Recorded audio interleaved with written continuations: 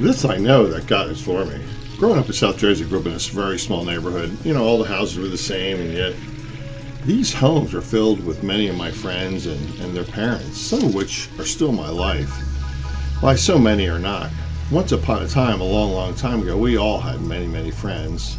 Folks have come and gone in our lives. In response to these lost friendships, we have taken sides. It feels good for friends to agree with me, to take my side. I am so much more convinced that my point of view is the right one. And these close friends I have so appreciated that sympathize and empathize with my pain. But one thing I've learned for sure, when you have opposite sides of a story, the truth lies somewhere right in the middle. Whether you're between two friends or you're in some diametrically opposed groups, there's your side of the story and there's their side of the story, and now that truth sits in the middle. We can't escape our humanity, though, can we? We're human and our feelings get hurt. It's one of God's generous gifts to man that he lives as a man, so he can relate as a man and understand emotional pain and suffering from the inside out. While sometimes people are rude and are often cruel in purpose, it's just as likely as they aren't even aware of doing that. They don't even realize that your heart has been bruised by their words or by their actions. Or maybe it's by a sin's omission, and it is what they don't say or what they do say that hurts.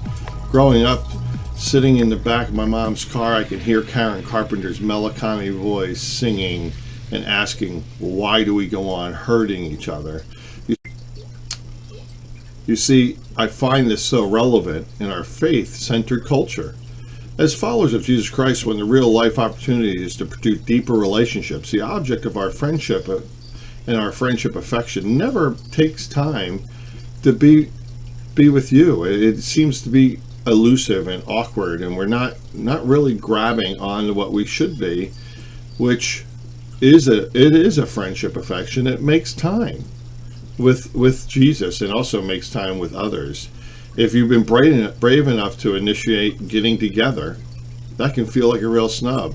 Of course, this can happen right in your own backyard, at work, on a sports field sidelines, or worst of all, at church.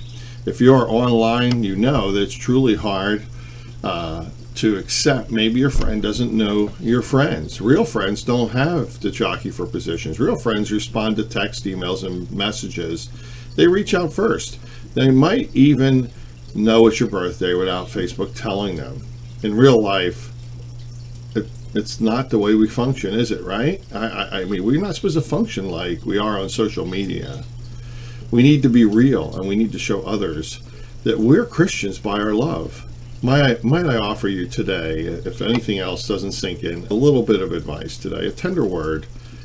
Don't keep fighting for a person and a place in their life. When they share about values as much as you do with them, they will always save a place for you if you just kind of come together and share and listen.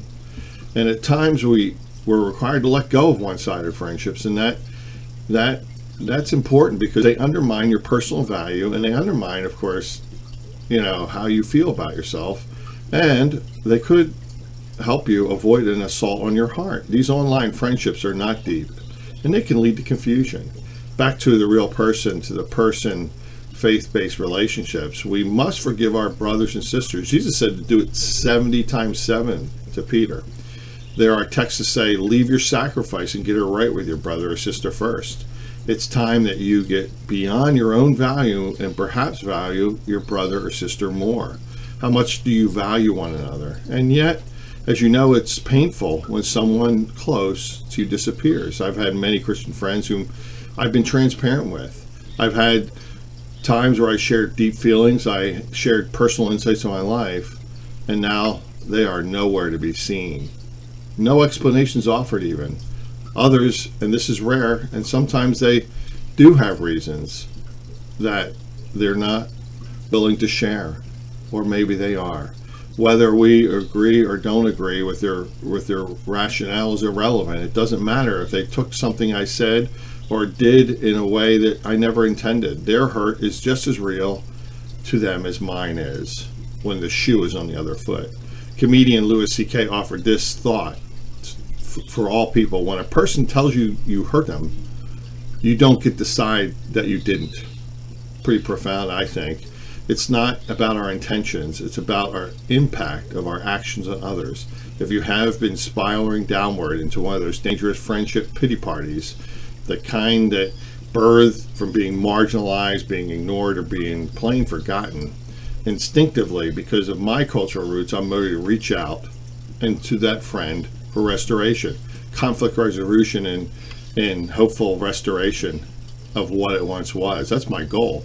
But too many times do you instead reach out to another friend who would understand, who would shake their head in sympathy and do everything that he or she could do to make you feel loved, to make you feel known, to make you feel accepted, remembered, and valued.